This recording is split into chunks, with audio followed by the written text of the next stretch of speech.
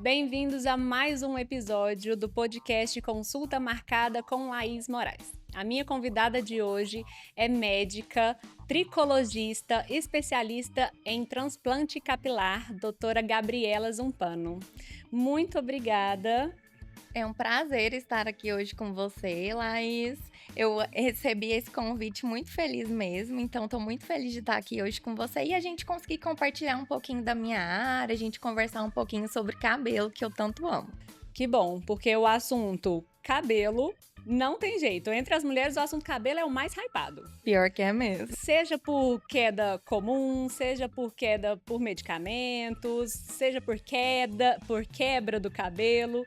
A mulher sempre tem um quê do cabelo, que seja mecha, fiz escova e cai demais, é normal. Então, esse assunto a gente vai precisar de umas 2 horas no mínimo. Vamos lá, a gente vai conversando aí. Doutora Gabriela, e a primeira coisa que eu queria entender, particularmente, aliás, tem muitos tipos de queda capilar. E eu queria entender numa linguagem mais informal, de um jeito fácil de entender. O que é a queda capilar e quais são os tipos? Aquela queda capilar que a gente sente quando vai pentear o cabelo é diferente daquela queda capilar que a gente passa a mão e é um monte? É diferente daquela que a gente nota pequenos pedacinhos de cabelo, por exemplo, quando a gente acorda no travesseiro? Quais são os tipos de quedas? Como perceber isso? Conta um pouquinho pra gente de uma linguagem mais informal, para ficar fácil de entender. Tá bom. Vamos pensar então que eu vou começar do início. A gente tem uma queda considerada normal, que é diária. E normalmente a gente não vai observar, mas existe uma queda que a gente vai considerar que é uma média de 100 até 150 fios no dia. Isso acontece normalmente. Quando a gente começa a perceber uma queda muito aumentada, então aqueles tufos quando a gente vai lavar o cabelo e sai aquele tufo enorme, ou vai pentear o cabelo e tá saindo aqueles tufos gigantes, aí a gente já começa a entender que é uma condição que fugiu do normal.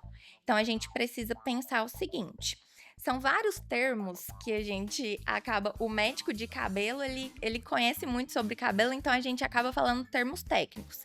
Mas eu vou falando e vou tentar traduzir para ficar mais claro. Eu confesso que eu me perco um pouco nesses termos técnicos. Vamos lá. Então, quando a gente pensa no eflúvio telógeno agudo, vamos pensar que é a queda, que ela tá aumentada, então aumentou desse processo de 150 fios no dia, tá caindo muito mais do que isso, tá caindo esses tufos. E a queda de eflúvio telógeno agudo é aquela que vai com uma duração de mais ou menos até 6 meses. Quando essa a mesma queda, quantidade, muito mais muito do que cabelo 150 por fios. muito tempo. Exatamente. E normalmente esse eflúvio telógeno agudo é uma condição que, às vezes, se ela dura até 3 meses, ela pode ser uma condição até considerada normal, que acontece a cada 7 anos. Já ouviu falar sobre aquela troca de cabelo que a gente tem a cada 7 anos? Aham. Então, normalmente... É verdade, não é mito, então. Não é mito. Tanto é que pode mudar, inclusive, a textura do seu fio. De repente, ele era liso e ele começou a ficar um pouquinho mais ondulado. Ou ele era ondulado e começou a ficar um pouquinho mais liso. Então, a gente começa a perceber essas pequenas diferenças exatamente por isso. Porque a cada mais ou menos 7 anos, alguns fios vão se desprender ali do seu couro cabeludo, lá de dentro mesmo. Sai ele completinho e, ao mesmo tempo, está crescendo outros fios. Então, a gente tem fases de crescimento. Tem a fase anágena, que é crescimento, a fase telógena, que é a queda, e tem outras fases ali no meio do caminho. Então, vamos lá. Falei sobre eflúvio telógeno agudo, que normalmente tem esse normal, que acontece a cada 7 anos, e ele se reorganiza, todo o seu organismo se reorganiza sozinho. Você não precisa fazer nada, vai ser corrigido. Agora, passou de 3 meses, que tá com essa queda aumentada, a gente já tem que buscar uma ajuda, porque o que será que está acontecendo? Será que tem uma causa? Existe uma deficiência de vitaminas? Existe alguma condição no seu organismo que está gerando essa queda capilar? Porque pensa que o cabelo, ele é um anexo. Então, esse anexo, ele é a parte menos importante do nosso corpo. O nosso cabelo, nossa unha, para chegar a consequência nele é porque já está acontecendo alguma coisa já tem um tempo. Então, a gente precisa entender, investigar. Por isso que a gente bate tanto na tecla. Tem que entender a causa. Porque a gente entendendo a causa, a gente consegue tratar e a gente consegue estabilizar esse eflúvio que é a queda. Agora, algumas pessoas têm o eflúvio telógeno crônico, que é aquele eflúvio que ele passou de 6 meses. Sempre vai cair. Aí são mulheres normalmente, maioria dos casos são mulheres que normalmente está muito atrelado com questão hormonal. Então sempre fica com aquele eflúvio. E mesmo tratando, mesmo observando e checando tudo, acaba que esse eflúvio sempre está ali mantido. É um pouco mais complicado de controlar, mas também tem controle. A gente só precisa entender exatamente qual está sendo a causa. Então, eu falei sobre queda. Então, tudo isso que eu contei agora são os tipos de eflúvio, que é o nome que a gente dá para queda capilar. Aí você perguntou sobre, às vezes, quando você faz mecha e acaba quebrando, acaba caindo. Na verdade, não é que cai mesmo o fio. Quando a gente vai considerar que é o eflúvio mesmo, sai aquele fiozinho que sai ele inteiro e até aquela bolinha branca. Isso. Sabe? Aquele ali é porque saiu com bulbo, ele saiu completo. Com a raiz ele tá e na tudo. fase telógena. Então ele caiu mesmo, ele se desprendeu do seu couro cabeludo. Agora, quando sai um fio pela metade, vai você falar, às vezes tá no travesseiro um fio curto. Um fio que tá ali pela metade, não tá com aquela bolinha branca, então é sinal que foi queda. Quebrou. Então ele quebrou, que normalmente pode estar correlacionado com uma questão de química, que pode ser mecha, pode ser alisamento, pode ser até produto que você usa demais no seu cabelo. Daí esses cabelos que estão quebrados, que a gente vê que não tem o bulbo, eles têm correlação com os eflúvios? Se não. Todos os fios que eu pegar lá, se a reunião de fios não tiver bulbo, ele não tá correlacionado com... Não está. O eflúvio. Não está. Entendi. Então, o eflúvio então, é pode aquele ser, por fio exemplo, que se porque eu fiz, sei lá, uma completo. progressiva no cabelo e aí quebrou muito. Uma mecha e quebrou muito. Exatamente. E não tem sobre. Não é. Então, por isso que a gente precisa investigar. Quando alguma paciente chega pra mim, ela já relata, eu tô com muita queda. Eu já começo a olhar, antes de examinar, eu já começo a olhar e entender. Será que ela tem alguma questão que tá ali fragilizando essa haste, que pode estar quebrando esse fio? Porque às vezes pode ser isso, não é nenhuma condição do couro cabeludo, e sim da haste. Então tem essa diferença sim. E quando eu vejo o meu cabelo, vamos supor, aqui tem muito cabelo e daqui pra cá tem menos. Essa impressão... É porque, como que a gente fica sabendo se é porque o cabelo não está crescendo ou porque ele quebrou, se eu não consigo perceber essa quebra? Você sozinha em casa não vai conseguir, aí precisa olhar com o aparelho. E tem jeito de ver ali na pontinha o motivo. No tricoscópio eu consigo ir avaliando. Então, o cabelinho que é novo, por que às vezes a pessoa pode ter mais volume em cima e embaixo ter pouco? Ou é porque ela tá quebrando, tá fragilizando essas pontas, ou pode ser também porque tá nascendo muito cabelo novo em cima, tá dando volume, que eu brinco muito com os pacientes falando assim, gente, vocês vão ter capacete. Então, vocês estão preparados? Porque vai crescer o capacetinho e embaixo vai estar o cabelo que já era antigo, porque o cabelo cresce da raiz pras pontas. Então, vai nascendo aquele volume, vai ficando ali curto, mas é porque ele tá crescendo, ele demora um tempo. E aí, esse da ponta tá mais ralinho, tá mais fino, mas é porque ele não tá tão bom, né? Ele já era um fio mais antigo. E pensando nos 7 anos, então, o cabelo, ele tem uma vida útil? Tem. E geralmente é a mesma medida? Então, tipo assim, o meu cabelo não vai crescer mais do que ele já é, mais ou menos? Geneticamente, a gente já tem predeterminado qual que é o tamanho, o comprimento máximo que a gente vai chegar fim das minhas esperanças. Então, a gente já sabe qual que é o nível máximo que vai chegar. E normalmente você também sabe. Porque só que a gente não costuma pensar nisso. É por isso. É aí que tá o fim da minha esperança. Que eu falo assim, não, daqui, ele vai precisar crescer. Aí eu vou lá e tenho que cortar as pontas, aí ele diminui. Mas aí pode ser que, por exemplo, qual que foi o máximo de comprimento do seu cabelo? A linha abaixo do peito, que é acima da cintura um pouquinho. Então, essa daí, e normalmente foi quando você era adolescente? Não, na minha melhor fase. Sua melhor fase. Então, vamos pensar que esse dali é seu máximo. Esse é o máximo que você pode chegar. Às vezes você não consegue chegar porque pode estar acontecendo a quebra. E aí, às vezes, ou é a quebra, ou você vê que tá frágil a ponto e você acaba cortando. Então, aquela história de que precisa cortar para fazer o cabelo crescer saudável é um mito. Mas a gente corta para trazer volume e a impressão de que o cabelo Ficar mais tá cheinho, mais saudável. mas o que tá crescendo é lá da raiz. Então, por isso que é um mito. E para as mulheres que estão buscando o emagrecimento, independente de medicamento. Ela tá passando por um processo de emagrecimento. Naturalzinho. Tá. Limpa, eu brinco. Limpa. Tá. A mulher limpa. Que ela passa por um processo de emagrecimento importante, como, por exemplo, eu tenho uma paciente que ela emagreceu 12 quilos sem uso de nenhum tipo de medicamento, só com ativos, fitoterapia. Nossa, bem legal. Bem legal. Só que ela era sedentária. Então, quando você tem um indivíduo sedentário, a resposta é bem melhor, né?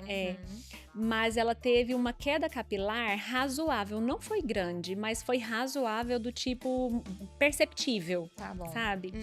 E aí, nesses casos, como que o emagrecimento naturalmente afeta a queda capilar? Durante o processo de emagrecimento vai ter esse aumento? Então, por exemplo, os 6 meses dentro de um processo de emagrecimento de 1 ano, ele fica normalizado, entre aspas? Tá. Então, normalmente a gente considera que vai acontecer da seguinte forma: o folículo ele demora um tempo para receber informação. Então, toda queda, para ela iniciar naquele momento, normalmente a gente pressupõe que aconteceu algo de mais ou menos 3 a 4 meses anteriormente, assim, para trás. Então, a gente pensa assim, 3 a 4 meses atrás aconteceu alguma questão ali, que pode ter sido aquele emagrecimento. Então, essa paciente, ela, de repente, vamos supor que ela perdeu peso, qual que foi? 12 quilos, uns 8 meses. 8 meses. Até que ela não emagreceu tão rápido, igual hoje em dia a gente já tá vendo com Monjaro, né? Mas vamos pensar, então, naturalzinha, ela com 8 meses perdendo 12 quilos. É uma quantidade muito grande, proporcionalmente foi mais do que 10% da do peso composição. Foi. Então a gente pensa que já ocorre um estresse oxidativo pro organismo dela. É um estresse muito grande, porque o organismo, ele tá ali acostumado com aquela questão. Ele tá ali com aquele peso, ele tá acomodado. Você fazer exercício é muito bom, vai ajudar muito pra saúde de modo geral. Mas a gente também precisa pensar que é um susto, é um choque ali pro organismo. Então, a perda de peso E um que desgaste gera... metabólico, né? Total. Então, tudo gera um choque ali pro organismo dela. Acompanhado com você, eu acredito que não teve deficiência de vitaminas, nem nada, né? Teve uma queda pequena de ferro, mas que aí a gente conseguiu suplementar. E aí eu controlei bastante o estresse oxidativo dela, teve uma resposta bem boa. E aí diminuiu bastante. Mas aí depois, ainda assim, ela ainda nota. Foi percebendo. Às vezes, o que pode acontecer? Esse eflúvio, ele veio por esse susto, esse choque que o organismo recebeu. E também o que pode acontecer? Toda alteração do organismo, e normalmente alguma alteração principalmente hormonal. E na mulher, principalmente, a gente entende que ocorrem muitos picos de hormônio. E quando a gente emagrece, existe muito controle de questão metabólica, né? Acaba que níveis de estradiol, testosterona, progesterona, tudo vai mudando. Então, a gente vai entendendo que talvez essa pequena alteração pode ser um fator para desencadear até alguma alopecia que às vezes ela não tinha nem conhecimento de que ela tinha antes, mas que esse cabelo começou a afinar, começou a perceber diminuição do volume, esse rabinho de cavalo começou a ficar mais fino, e aí isso vai acontecendo aos poucos, ela não percebe tanto, mas está acontecendo. Então, tudo isso tem que ser investigado. Então, eu falo assim, tem a queda, tá percebendo, mesmo que seja pequena, mas passou de 3 meses, é melhor avaliar. Porque aí a gente tira de cabeça. Se não for nada, melhor. Ótimo. Porque a gente só confere, não foi nada, graças a Deus. Mas às vezes então é melhor a gente descobrir Porque no a gente início. vai atrás nesse caso, a gente vai atrás do não. É isso. Nossa, eu acho uma maravilha. Quando eu pego ali, eu falo, Tem nossa, nada. que couro cabeludo saudável. Eu amo, isso pra mim é excelente, porque eu não estou dando um diagnóstico, então isso é muito bom, sim. E aí, falando em diagnóstico, a predisposição genética, a gente sabe que hoje o ambiente, ele gere muito mais a genética do que a gente já acreditava. Nesse caso, por exemplo, em doenças, sei lá, autoimunes, por exemplo, a gente sabe que o ambiente tem um efeito muito grande e que essa autoimune pode vir, né? O ambiente pode ser um gatilho muito potente disso. Em relação à queda capilar, se eu tenho uma genética, tem algo que eu possa controlar do ambiente para eu não trazer esse gatilho? Tá.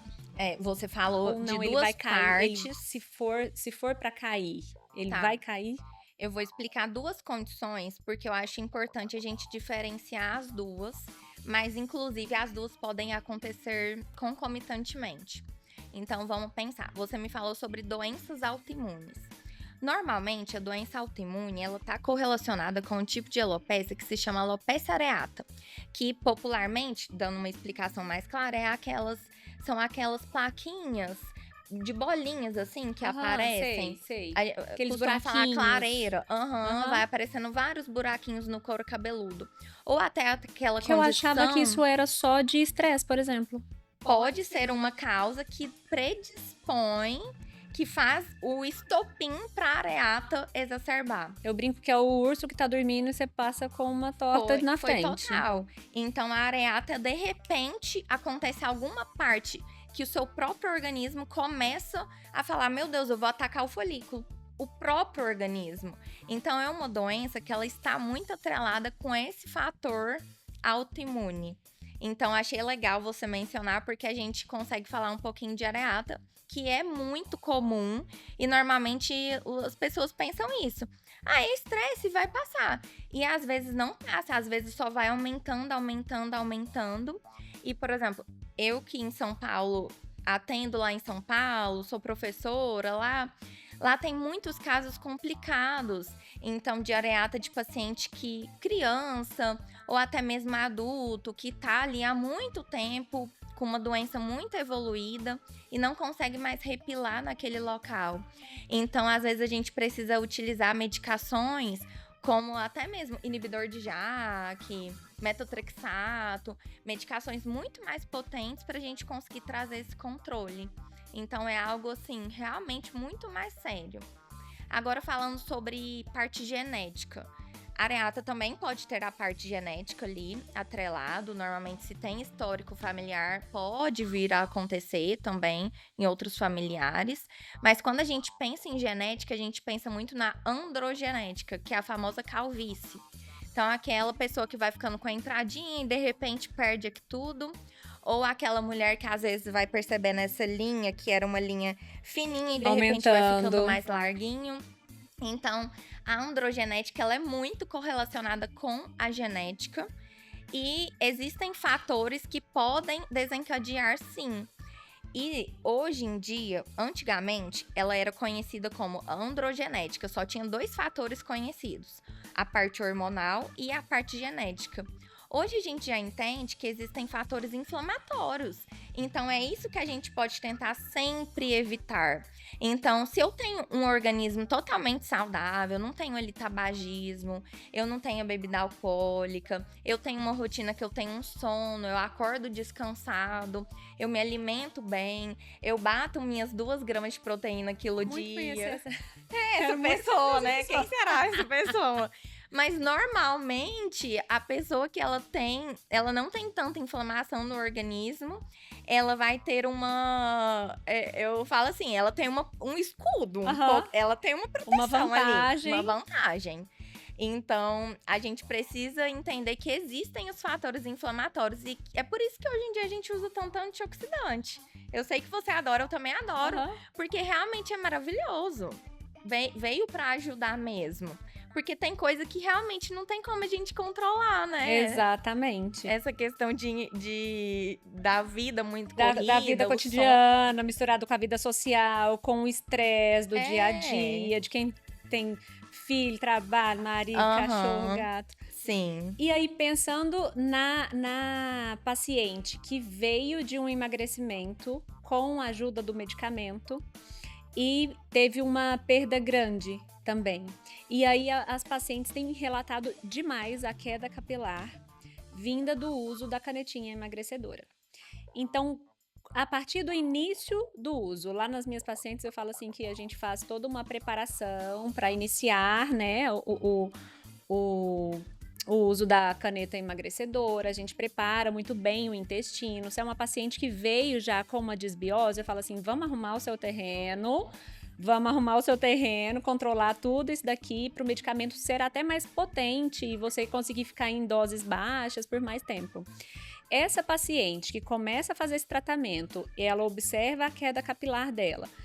À medida que ela vai perdendo peso, porque se é um paciente que precisa de perder muito peso, ele vai ficar num tratamento mais prolongado, até mais do que 6 ou 8 meses. E aí, nesse caso, como observar até onde é do emagrecimento, até onde é da caneta, até onde é do corpo? É preciso, essa que tem uma predisposição maior à perda, ou tem mais medo de perder o cabelo, de diminuir esse volume capilar e essa qualidade, é ideal fazer o acompanhamento junto com o uso da canetinha, ou quem não consegue fazer o acompanhamento junto com o uso da caneta emagrecedora, como que ela pode perceber dentro da rotina dela, dos afazeres do dia a dia, ao pentear cabelo numa pia, por exemplo, como que ela pode perceber mais, até achar aquela necessidade? Eu quero ajudar aquela pessoa que, tipo assim, enxergar que ela precisa daquilo. Tá. Então, primeiro, antes de tudo, eu quero tirar um mito que existe sobre... Eu vou falar o nome de uma medicação que hoje em dia tá muito famosa, mas eu acho que é relevante a gente tirar esse mito mesmo. A tirzepatida, ela não é uma medicação que ela vai gerar queda capilar diretamente. Mas hoje em dia, a gente já conhece que gera muita queda, e é por quê? Porque a perda de peso, ela é muito rápida. E normalmente os pacientes, eles usam de uma forma muito incorreta e... intensa, digamos assim. Muito intensa e existe a automedicação mesmo. Então é de uma forma que totalmente desacompanhada. E aí, isso daí que vai gerar aquela queda muito intensa. Então eu gosto de tirar esse mito. Agora, existem alguns estudos recentes. A medicação também é muito recente. Então, até para estudo, para a gente ter um estudo claro, com uma pesquisa, que a gente tenha ali uma comprovação tão clara, a gente ainda não tem. Indivíduos com o mesmo parâmetro, o mesmo perfil. Não temos ainda. Mas eu acredito que vão continuar estudando e futuramente nós vamos ter esses estudos melhores. Mas hoje em dia já está sendo estudada essa questão de associação com as canetas, inclusive mais, não só a tirzepatida, Saxenda, Ozempic, outras canetas, trazendo aquele start para quem já tem ali uma predisposição a manifestar alopecia androgenética ou outros tipos de alopécia.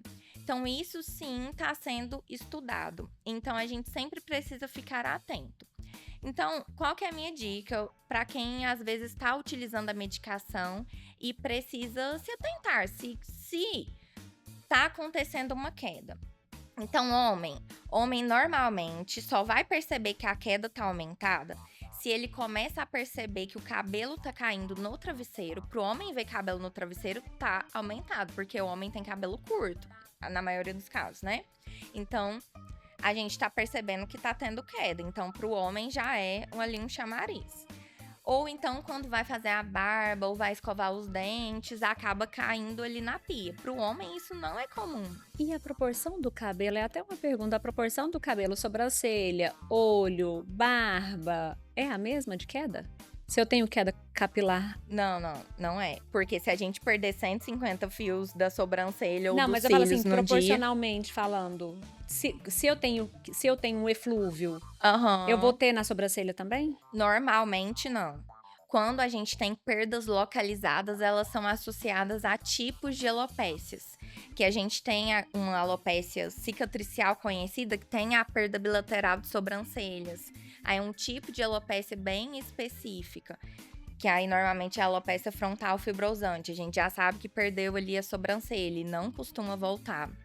E tem Então, aí outros do cabelo casos, do homem ao do areata. travesseiro é do cabelo mesmo. É do cabelo mesmo.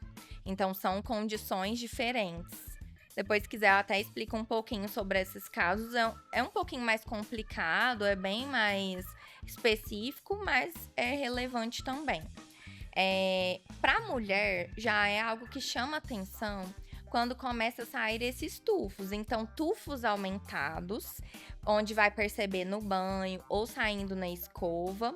Ou caso ela não tenha percebido, vamos supor que é uma paciente muito cabeluda, tem muito cabelo. Isso. Ela sempre perdeu muito cabelo, então ela não percebeu que o tufo ficou maior. Ela achou que estava normal. Mas de repente ela começa a perceber que o rabo de cavalo dela tá mais fino. Então tá ficando mais ralo. Toda vez que ela vai prender o cabelo, ela percebe que aqui na frente tem uma rarefação, que é quando a gente enxerga mais esse couro cabeludo.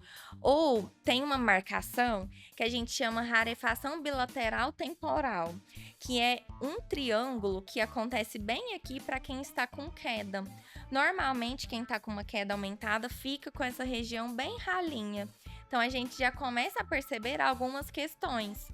Que normalmente isso daí é isso que vai fazer a mulher perceber. Então, nossa, eu fui fazer um rabo e eu tô com uma super entrada que eu não tinha, de repente. É bem perceptível. É bem perceptível. Mas, normalmente, nós mulheres somos mais atentas a esse fato de queda. Até desesperada, digamos assim, em alguns momentos. E o melhor dos mundos seria...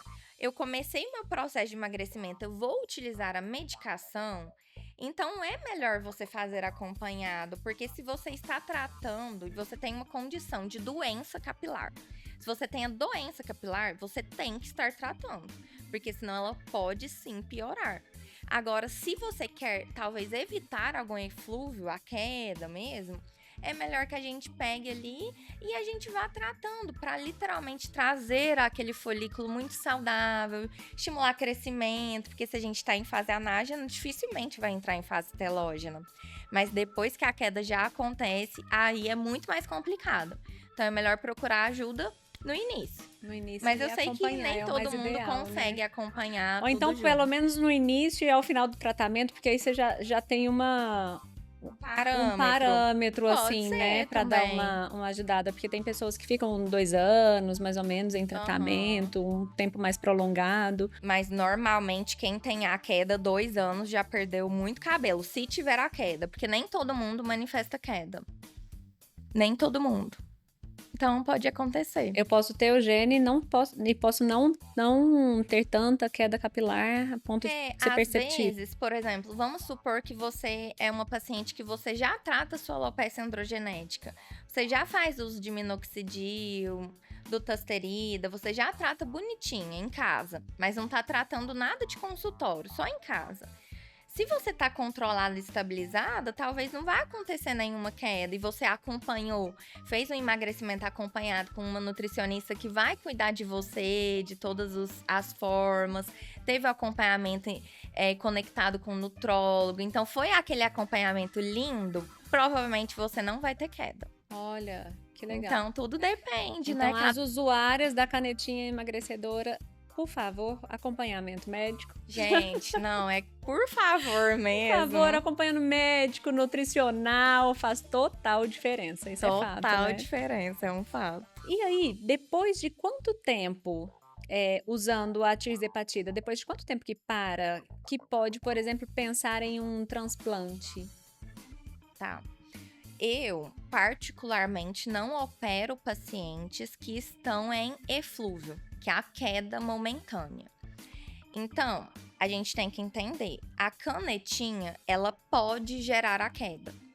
Então, eu indico esperar esse processo de emagrecimento ser concluído, e a gente vai tratando a parte capilar para evitar a queda, e depois a gente entra com o processo cirúrgico. Até porque, já ouviu falar que a anestesia gera queda capilar?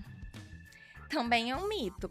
Mas a gente precisa entender que não é a anestesia em si, é todo o estresse, o choque, o susto que o organismo leva de repente ele ser apagado. Então eu tô aqui pleníssima, assim, cheguei lá na minha cirurgia e de repente alguma coisa me faz dormir. Isso daí leva um choque, o organismo fica lutando ali pra Pra acordar. se auto-adaptar. Então é por isso que às vezes manifesta a queda capilar. Mas da mesma forma, tem paciente que não manifesta, porque depende de cada organismo, né? Então, para transplante capilar, eu só libero operar caso não esteja tendo eflúvio e também depois do processo de emagrecimento, porque pode acontecer sim a queda capilar. E o cabelo que ele quebra, é só à medida que vem um novo que vai substituir aquele? Então, se meu cabelo foi quebrando e junto a isso eu tiver uma diminuição do nascimento do cabelo, eu vou ficar com o cabelo diminuído e curto? Sim. Quando a gente pensa que o cabelo tá quebrando, então vamos pensar assim, eu fiz uma química, tive um corte químico, de repente ele quebrou aqui nesse comprimento, ele quebrou. Aí, de repente, eu já não tenho esse fio, ele já não tá nascendo saudável, ele tá nascendo frágil. Cada vez mais eu continuo fazendo a química, mais ele vai quebrando. Então, sim, eu vou ficar com o cabelo sempre curto, fino e fraco. Então, quando a gente pensa na... E a tinta que a gente passa, ela afeta a qualidade? Afeta a haste. O bulbo não, porque ele tá lá dentro. Então, tudo que nasce a tinta de dentro não chega a penetrar, não chega a penetrar. Tipo, fazer mal, assim, pro cabelo. Para o couro cabeludo, para a pele internamente, não. Mas algumas tintas podem gerar malefícios para o couro cabeludo, como dermatite seborreica, alergia, pode dar coceira, descamação. Então, essas questões podem acontecer. Mas a qualidade do folículo lá dentro, nenhuma tinta afeta, nada afeta, só o que vai aprofundar dentro da pele. Então, eu digo que o cabelo, ele nasce de dentro para fora. Então, o cabelo com qualidade, a gente tem que entregar de dentro para fora. Por isso que na minha consulta eu falo sobre alimentação, eu falo da quantidade de meta de proteína que eu gosto que o paciente bata no dia. É essencial. E é a parte mais complicada e mais essencial que a gente precisa disso para formar colágeno, para formar proteína. Muita gente tem queda capilar e bate meta proteica, já resolve metade do problema. Não, ajuda muito. Então, a questão de, às vezes, o cabelo ir crescendo se você tem o cabelo saudável, lá de dentro da sua pele, ele vai crescendo saudável. Por mais que esteja aqui quebrado, ele vai nascendo grossinho. Então, daqui, ele nasce grosso e vai crescendo. Vai levar um tempo. Então, leva um tempo. Uma média de crescimento diário por mês, é 1 centímetro ao mês de um cabelo saudável. Agora, quem está muito estimulado da parte capilar pode ter um crescimento aumentado. Normalmente, quem faz tratamento oral com medicações que estimulam o crescimento, ou quem faz microagulhamento, aumenta a velocidade de crescimento, mas sempre respeitando a sua capacidade genética de comprimento máximo. Então, você pode acelerar a sua velocidade de crescimento, mas vai chegar ao lugar que é o máximo e aí vai parar por ali. E recentemente, falando até para quem vai pro cabelo curto, recentemente foi a Maiara ou a Maraísa, uma das duas, que ela apareceu na rede falando muito sobre o cabelo que ela tinha, a alopécia que ela teve, e aí ela mostrou aqueles cabelos que ela colocava. Então, aqueles cabelos que se colocam ou por dentro, muita gente coloca por dentro, assim, mais no meio da cabeça para disfarçar o aplique. Mas aí tem tipos de aplique, mas é aquele fixo que eu falo, né? Ele traciona e corre o risco de aumentar, de piorar o que já não tá tão bom. Com certeza. Então, a Maiara, o que aconteceu? Tem um jeito seguro de usar esse aplique? Mais ou menos. Todos os cabeleireiros vão me matar agora. Não mate mais uma esperança, porque a minha do cabelo grande já foi. Agora vamos ver do aplique. Vou falar a verdade. Tem como usar. Eu libero pacientes para usar, mas algumas. E como eu libero? Com uma condição. esse couro cabeludo, esse fio que tá nascendo ali, essa abertura folicular que dá vida para aquele fio, tem que ser um fio saudável. Então, só vai conseguir segurar esse mega hair se você tem um fio saudável e forte. Se você tem um fio que já nasce fragilizado, vamos pensar na doença alopecia androgenética, que não é queda que acontece, é afinamento do fio. Então, cada vez mais eu tenho um fio fininho. Aí eu entendo que muita gente coloca o mega hair para dar mais volume, porque o fio é mais fino. Foi o que aconteceu com a Nayara. Mas aí não sustenta. Então o fio é tão fino que chega um momento que ele traciona. Que eu confesso, eu fiquei chocada com o volume do cabelo dela muito pequenininho, muito Você pouquinho. Viu aquela foto que ela tava com uma placa aqui? Aquilo foi alopecia de tração. Tava tão pesado que o mega hair, ele tracionou aquele local, puxou o fio dela, não tava. Cortou. Ele não tava saudável, então ele não aguentou e acabou que caiu. Mas, assim, não tem como a gente saber, porque eu não fui a médica dela. Normalmente, esse local, ele costuma ser mais forte. Mas talvez ela já usava há tanto tempo que tudo já estava frágil e acabou fragilizando naquela região. E eu pensei porque às vezes eu fico, como eu faço muita atividade física, eu fico muito tempo de rabo de cavalo. E aí eu até diminuía o tempo de rabo de cavalo que eu uso e os amarradores, as estratégias, assim, pra proteger mais a haste. Pra proteger ou com grampinho, ou com o prendedor, aquele de piranha. Eu acho que é mais...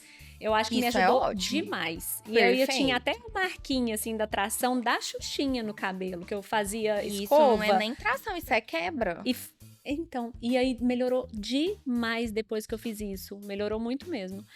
E aí, se durante o tratamento eu usar o extensor, o mega hair, ainda assim tem riscos? Se eu estiver fazendo aqueles estímulos todos, o MMK, é diminuído? É diminuído? É diminuído porque a gente vai estar trazendo folículos, crescimento de fio bom. Vamos pensar assim, fio bom, fio forte que tá nascendo. Então, quem está em tratamento normalmente vai ter uma capacidade maior de suportar o mega hair. Mas depende, porque às vezes já teve paciente que chegou pra mim que tava puxando tanto aquela região que o couro cabeludo tava vermelho, quase sangrando. Então a gente entende que tá muito sensível. Esse tipo de paciente, mesmo tratando, não pode. Aí eu tive que chegar nela, eu mostrei a tricoscopia, eu apresentei pra ela, a gente olhou na televisão, muito, assim, muito claro mesmo, ela viu que estava machucando o couro cabeludo dela. E aí a opção que a gente tem é, às vezes, não colocar um mega hair tão pesado, que aí a gente pode ter uma conversa com o cabeleireiro. Tem como a gente colocar um mega hair mais levinho, não tanto volume, eu quero colocar um pouco, mas não tanto. Pode ser uma conversa, mas às vezes mesmo o mais fininho ainda assim vai pesar para aquela determinada pessoa. Então o ideal é pelo menos estabilizar um pouco o tratamento, deixar ali mais firme esses fiozinhos que estão nascendo mais fortes, para depois a gente ir e receber o mega hair. Então, igual eu disse, eu tenho várias pacientes que eu libero para utilizar o mega hair, mas elas foram liberadas depois de um tempo que elas já estavam tratando. Tem paciente que com 3 meses eu consigo liberar, tem outras que é depois de 6, outras depois de 1 ano, tudo depende. E principalmente, o maior prejuízo que o mega hair pode causar também, além da tração, mas pensando em haste, são técnicas que às vezes desfiam o fio. Então, tem algumas técnicas que elas são, assim, muito infelizes. Porque ela deixa a pessoa dependente daquele uso. Porque se ela desfia, vamos supor que desfiou o cabelo até aqui. E aí o aplique tá conectado a partir daqui. Aí, de repente, ela quer tirar esse aplique, esse mega hair. Como ela vai tirar? O cabelo tá desse jeito e desfiado. Então, é melhor utilizar aqueles formatos onde não vai desfiar e não vai prejudicar a sua própria haste. Aquela parte que já tá aqui pra baixo, porque senão fica totalmente dependente. E provavelmente foi o que aconteceu também com a Mayara. Porque se a gente vê hoje, ela tá com o cabelinho bem curtinho, pouquíssimo volume. E pra ela tá com aquele corte ali, eu acredito que foi sim desfiado o cabelo dela. E ela teve que fazer um corte mais curto. Porque a questão do tratamento e o crescimento, ele demora um tempo pra vir. E às vezes foi quebrando tanto também que já não foi nem percebendo, porque aí o volume e o uso era tão contínuo. Uhum. E aí, pensando na vida real, vamos trazer aqui pra vida real da mulher. De quando ela acorda até a hora que ela vai dormir, o que que ela pode fazer de bom para tentar cuidar do cabelo dela, tentar diminuir essa queda capilar, diminuir essa quebra capilar, se for isso que ela tá notando. De início a gente já sabe que uma boa estética começa de dentro, né? Então, alimentar bem, hidratação, né? Uma boa dieta alimentar é fundamental. Com certeza. E fora dessa dieta alimentar, o que que a gente pode colocar? Ao acordar, como pentear o cabelo, que tipo de produto usar, como dormir, que jeito que faz a atividade física. Vamos colocar uma rotina da mulher do dia a dia. Pensando em queda, então você até já falou, a gente vai tratar de dentro para fora. Aí é história de consultório, tem que ir lá mesmo e a gente vê. Agora, pensando em haste, principalmente para evitar quebra, para a gente cuidar disso que é o que a gente vê mesmo aqui de fora, tem alguns cuidados legais que a gente pode colocar. Então, vamos colocar assim, acordei. De manhã, tomei banho, tô escovando meu cabelo. O que que eu posso fazer para no momento da escovação? Vamos pensar, você é uma paciente que tem muita oleosidade nesse couro cabeludo, então é uma indicação para lavar esse couro cabeludo diariamente. Agora, se você consegue higienizar em dias intercalados, tudo bem também. Então, o ponto principal começa com a lavagem, pra gente já ir cuidando. Agora, vamos supor, lavei ontem, tá limpinho, vou acordar agora, tô escovando os dentes. O primeiro ponto pra fazer é passar um olhinho nessa haste. Normalmente, vamos pensar, tô indo pra academia. Senti que já não faço isso. Mas é algo que a gente pode encaixar na nossa rotina, que é super tão simples. Então, o olhinho capilar, a gente pode passar 3 vezes ao dia. É o ideal. Porque aí você passa uma vez de manhã, depois passa ali na hora do almoço, depois passa à noite. Lá no meu consultório, depois se quiser pode ir lá. Lá no armário de baixo tem uns 4 olhinhos que eu deixo lá pra ir revezando. Legal. Porque aí eu gosto de passar de manhã na hora do almoço e à noite aí eu já passo na minha casa, né? Mas aí eu gosto de ir reaplicando ao longo do dia. Isso vai trazer também mais nutrição para essa haste, porque é isso que o óleo devolve. Nutrição. Ele é um óleo, né? Então ele vai ali trazer também hidratação, vai deixar mais sedoso. Agora pensando, vou malhar. Isso, legal. Arrumei o cabelo aqui, passei o olhinho, vou treinar. Que jeito que eu arrumo o cabelo? Já é melhor passar mais óleo, porque normalmente quando você treina, você vai transpirar, então tem o suor. Então já é bom deixar com muito óleo mesmo, não é só aquele óleo pump só pra deixar bonito, não. Aí é óleo pra proteção. Então a gente vai passar um óleo em grande quantidade e a gente pode fazer talvez uma trança ou um rabo de cavalo mais fraquinho, porque aqueles rabos, já viu aqueles rabos que às vezes aperta muito forte e puxa assim? Não pode isso aí, não pode.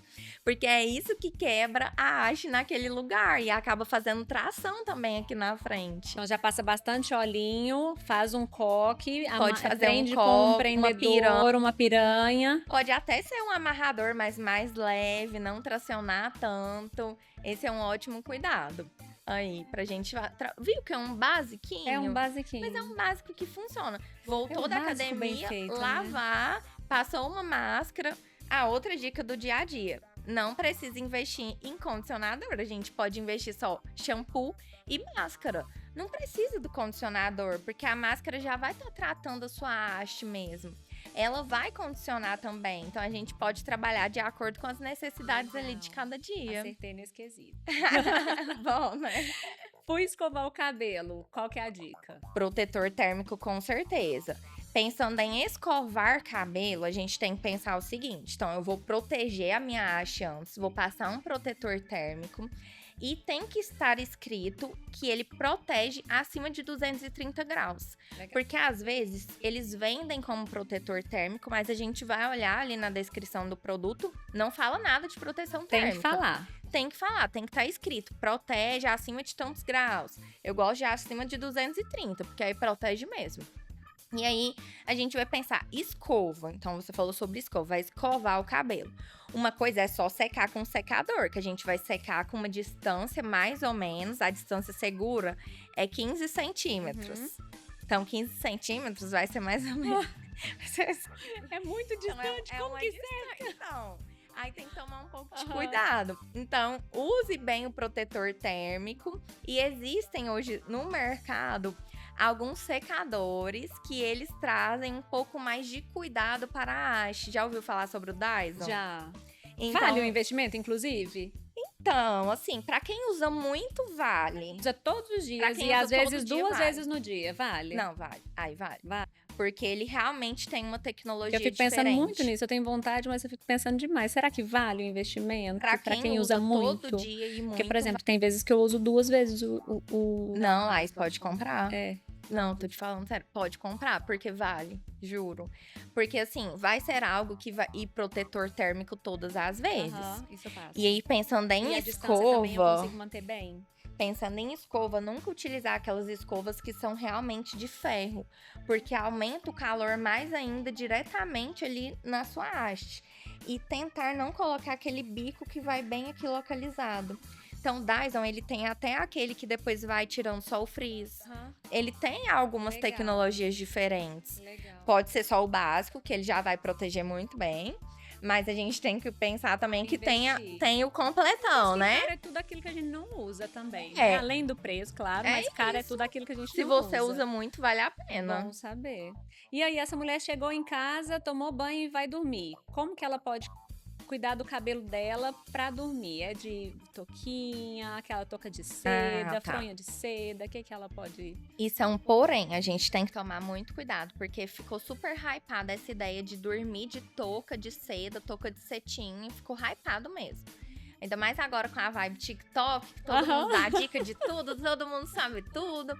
Tem que tomar cuidado, porque pensa que é um ambiente que tá ali abafado.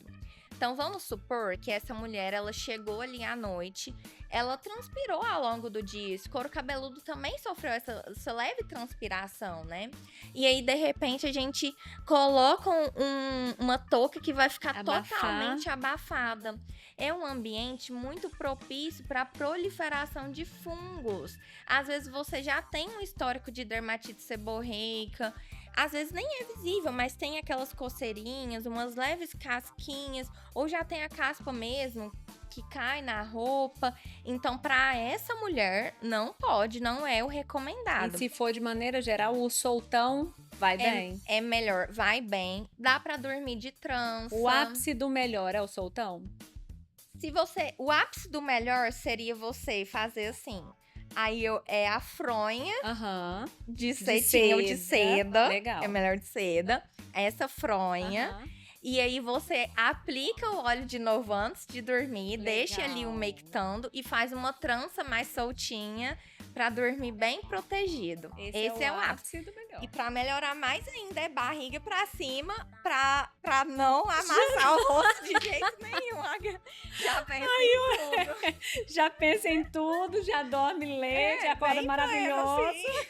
Dorme no olhinho, acorda no olhinho, pronto. Pronto, é sobre isso. Ah, eu adoro, porque essa é a vida que a gente leva hoje, né? A vida corrida, a rotina corrida. Sim. Doutora Gabriela, muito obrigada. Ai, eu que agradeço. Ótimo, Eu adorei me papo. sentir aqui em casa, eu Ai, amei. que bom. Foi ótimo e eu tenho certeza que nós vamos ajudar muitas mulheres com esse podcast, Com certeza. viu? Porque foram muitas dicas maravilhosas e fáceis de seguir. Eu adorei essa rotina aí, ó. Ai, que bom. Eu achei Eu fico super palpável. feliz. Eu achei super palpável, porque a gente fica tão focado naquilo tudo, nas coisas novas, hypadas, que a gente esquece que o simples bem feito também funciona. Total, e é isso, é muito fácil de cuidar, a gente só precisa dessa orientação. É verdade. Então, eu fiquei muito feliz, muito obrigada Eu que pelo agradeço convite. a sua presença. Eu aceito vir mais vezes. Não, e nós temos muito assunto, vou te contar, a gente tem muito assunto, porque eu viu? amo falar de cabelo, então tô pronta sempre. Ai, eu aprendi muito hoje, já Que vou levar bom. pra minha rotina.